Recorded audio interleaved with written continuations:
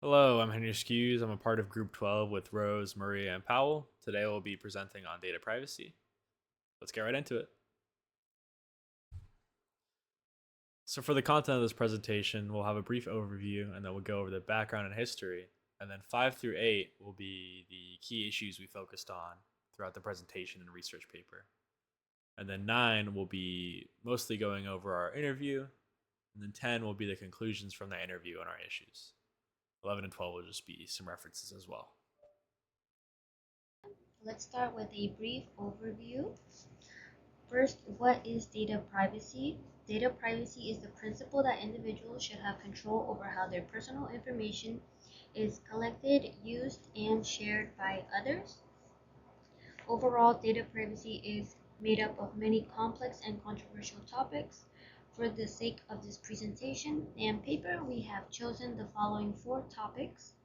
1. Data collection and consent. 2. Corporate and government surveillance. 3. Legal and ethical protections for privacy. And lastly, social consequence of constant surveillance. The background and history of data privacy is a relatively new topic, with the tools for widespread internet access only being made available 30 to 40 years ago. Since then, the internet has constantly evolved, and we've had more data privacy concerns with the prevalence of public web applications. This is because typically the users are making a trade off between privacy and convenience. They'll use convenient apps that take their data and repurpose it for the company's needs. This leads to user data becoming commercialized and used for surveillance by the government potentially. Some key issues with this is that not everyone understands data privacy. Many people have concerns about it, but they don't know what their data is being used for. What we hope to have here is that this presentation and paper will help bridge the gap for the average person and whoever reads this in general.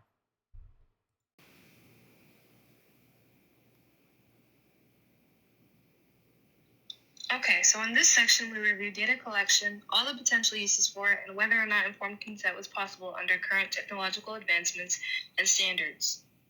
Informed consent is a concept that's prevalent throughout this research. If a company is providing a user with informed consent, it means that they're basically letting the user know exactly what they're in for and what they may or may not be agreeing to. For all the uses I have listed on the side here, informed consent may not always be the most practical, even though it is ideal. For instance, a website could ask for your permission for data collection for analytical purposes, and this can be to improve their app or to personalize your experience. And knowing about this doesn't necessarily pose a security risk. However, in the context of law enforcement or cybersecurity, your knowledge of storage or collection could sour investigations or compromise sensitive information that the general public does not necessarily need to know about. Say the information is not that high stakes. If you open your phone and download an app, and the app provides a disclosure agreement that bars you from using the app unless you agree, reading that information might take a long time, or it might be confusing to people, so you might just click through it so that you can get to whatever app you're trying to use.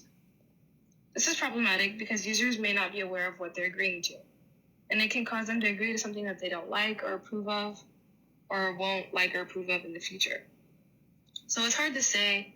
Meaningful consent, or at least something close to it, is possible. However, it requires a lot that may or may not be easy to achieve, as we've discussed. It depends on the context. As long as entities are being transparent about what they want from users fully understand what's going on, it can happen, but it's not always likely.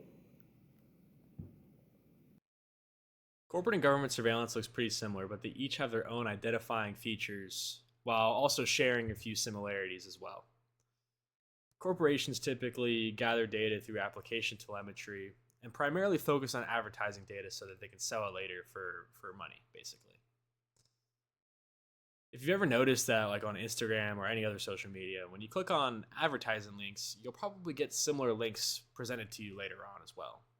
This is so they can make more money off of you, and it's the pattern that you've shown them as well of what you like.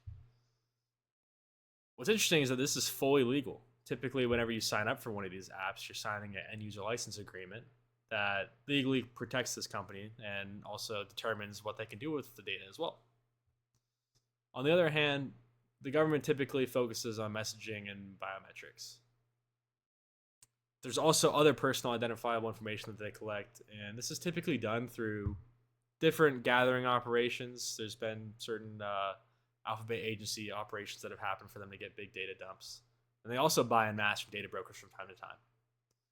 If you ever noticed a camera on the side of the street with a solar panel, that's actually a flock safety equipment, basically, which uses computer vision to determine what your license plate is and track your movements through certain areas. Now, this is also to help try to get people that have active warrants out, but it also feels a little weird. What's interesting is that this is all entirely legal as well. There's executive orders in place and other statutes that basically protect the government from any issue from this. What they both have in common is that they both collect massive amounts of data, and they're both legal while doing it. Most people don't realize how much data is being collected from them from each of these agencies as well. And both get data from data brokers, or sell for corporations at least. So some ethical dilemmas in this is that it feels like a bit of a breach of privacy from the government perspective and the corporation perspective. But at the same time, it does make some things somewhat convenient. You'll get to see some things that you like more on the internet, and potentially the government could make things safer with more data. They could also not, though. Typically, the government deploys what most would call unethical actions to acquire data, but it's fully legal. This also brings up the question: if something is legal, does that make it automatically ethical? Or is there more at play here? Another interesting question is, there's no privacy laws really in the United States. And there's nothing to prevent these dilemmas from happening to begin with. So what can we do to prevent these dilemmas? Can we enact more legislation like Europe does? Or is there a better way to go about this? Now, on to legal and ethical protection for privacy. Due to the complexity of this topic, we have once again broken it down into smaller subtopics. Firstly, we need to understand the ethical concerns. It starts with informed consent. More specifically, legal informed consent, which consists of simple, clear language, meaning there is no complex wording that can confuse individuals. This ensures individuals are aware of what they are trading off for the convenience of personalized content. To add on, individuals must be able to withdraw consent at any given point. Secondly, organization transparency and accountabilities. Companies need to be honest about how they are managing data, and in the case there is a privacy breach or data breach, that they will take responsibility. Lastly, due to the fast-paced technological innovations, there is a gap that leaves individuals seemingly unprotected. Even though there is a gap between protection and innovation, there are existing protocols that keep individuals relatively safe, many of which we have discussed in this class. The US is often criticized for having a rather reactive approach to data privacy compared to other countries who have a more comprehensive approach. For comparison, we can take a look at the European Union's General Data Protection Regulations that treat data privacy as a human right. But not all hope is lost. Regulations are progressing. This can be seen as states have already started to implement comprehensive data privacy policies. However, due to the speed of the development, there will always be a gap. Here is where computing professionals come in, by bridging the gap between innovation and protection. When we mention computing professionals, we are speaking on software developers, cybersecurity specialists, data scientists, and many more. We are not limiting them to this list. These professionals serve as the first line of defense in security. They do so by creating systems with security in mind, despite organizations' goals, motives, and profits. There will always be a moral obligation to protect those who may not possess the same knowledge. Thus, we are slowly adapting to a new, changing era of technology. Regarding social consequences of constant surveillance, um, the way we understand this topic, we have to realize that it's important to look at what happened in 2013 during the time of Edward Snowden, whenever he revealed that the National Security Agency, or the NSA, was conducting widespread surveillance, not just on criminals, but on ordinary citizens. This shifted public perception and it raised concerns about things like privacy, while also opening the door to arguments about whether surveillance could actually benefit society. Directing your attention to the left side, the pros column. On the left side of the potential benefits of surveillance, one major argument is crime deterrence. If people know they're being watched, they're less likely to commit crimes. It can also improve public safety by allowing faster responses to emergencies and threats. In addition, surveillance can increase accountability, making it easier to hold both citizens and authorities responsible for their actions. It also adds efficiency. Some also argue that it creates convenience and efficiency, like faster transactions and fewer security barriers in everyday life. Now, going on the right side, these are the concerns. A major issue is the loss of privacy. Since individuals may feel their personal lives are constantly being monitored, this will often lead to self-censorship, where people avoid expressing certain opinions or searching for certain topics online. There's also going to be some psychological effects, such as increased stress and anxiety from feeling constantly watched all the time. Over time, this can reduce freedom of expression and even influence behavior through algorithms and targeted content. Now, lastly, the middle overlap. In the center, both sides acknowledge that surveillance changes human behavior. The difference is whether that change is seen as beneficial or harmful. Overall, this issue comes down to balancing safety and freedom and deciding what kind of society we want to live in.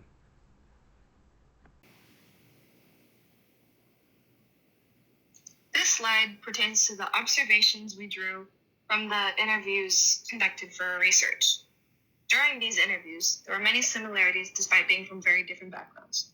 For instance, we had a veteran, we had a manager for a hotel chain, Marriott specifically, and we had a medical professional. They were very aware of all the privacy policies that they had. For instance, the Marriott manager went on about their policy that you can find on their website as soon as you enter it, and what you agree to basically by staying at the hotel. All of their perceptions of the privacy structures they had were very airtight. They disclosed all kinds of notices and regulations that pertain to their profession. For instance, the medical professional cited HIPAA for how their data was protected. Some even talked about the methods that they used for security, for example, multi-factor authentication, role-based access, and secure networks. During their interviews, there is a very prevalent theme of trust over transparency. The military vet noted that because of their specified access, they didn't necessarily have a say in how data was being used because they were government employees. All three professionals claimed that their data was being used for only what was necessary and ethical, even those who didn't have every piece of sensitive information because of their access. Signaling back to the concept of informed consent, it's not always possible for people to know exactly what data is being used for, especially in more sensitive areas. These interviews support our continued research into practicality and realism in security versus ethical idealism. Privacy is a complex issue. It refers to the control of one's personal data, how it's used, shared, and collected. Because of the advancements in modern tech, it's hard to balance protecting it, respecting it, and pursuing it for many reasons. Some reasons relate to corporate and government interests. Due to this, sometimes there can be overreach and misuse. This is why there are regulations relating to data privacy.